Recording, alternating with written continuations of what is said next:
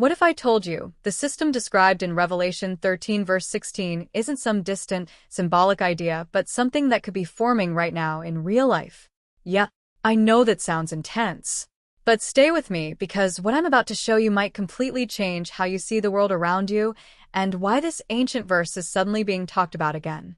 Revelation 13 verse 16 says that everyone small and great, rich and poor will receive a mark, and without it, they won't be able to buy or sell. Now pause for a second. Think about that. A system where your ability to participate in the economy depends on having some kind of authorization.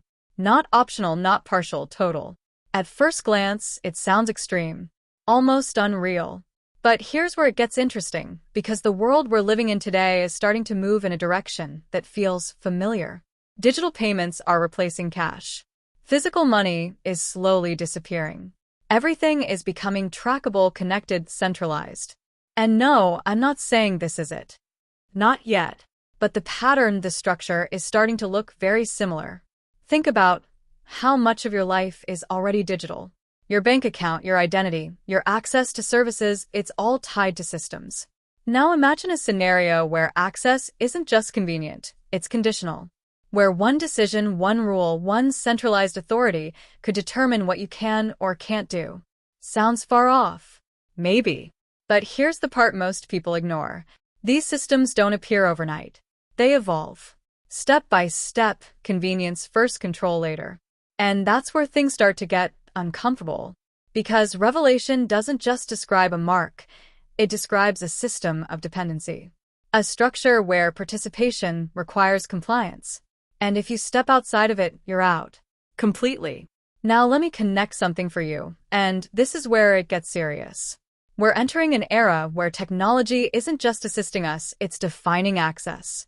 Digital IDs, biometric systems, AI-driven verification, all designed to make life easier, faster, more secure. And yeah, that's the selling point. But here's the question nobody likes to ask. What happens when that same system decides who qualifies? Because once everything is connected, everything can be restricted. And suddenly, Revelation 13 verse 16 doesn't feel so abstract anymore. It feels possible. Now, let's be clear. The Bible doesn't give a step-by-step technical blueprint. It gives a warning, a pattern, a glimpse into a future where control over commerce becomes centralized to a level humanity has never seen before. And for most of history, that level of control wasn't even possible. But today, it is. That's the shift. For the first time, the infrastructure exists, and that's why people are paying attention. But here's something else, something even deeper. The verse isn't just about economics. It's about allegiance. It's about a system that demands more than participation. It demands alignment. And that's where the real tension begins. Because it's not just use this system or not, it's agree with it or be excluded. And if you think that kind of pressure doesn't exist today, take a closer look. We already see glimpses of it in smaller ways. Access tied to behavior. Privileges tied to compliance. Now imagine that scaled globally. That's the scenario Revelation points toward. And again, this isn't about fear. It's about awareness. Because the most powerful systems aren't forced on people. They're accepted. Gradually. Quietly. Until one day they're unavoidable. And by the time people realize what's happening, it's already in place. So when you hear Revelation 13 verse 16, it's closer than you think. It's not about panic. It's about recognizing patterns. It's about understanding how small shifts lead to massive changes.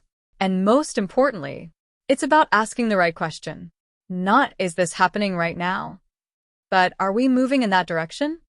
Because once you see the trajectory, you can't unsee it. And maybe, just maybe, that verse isn't just a warning about the future. It's a wake-up call for the present. Because in the end, the real danger isn't the mark itself. It's how easily the world might accept it.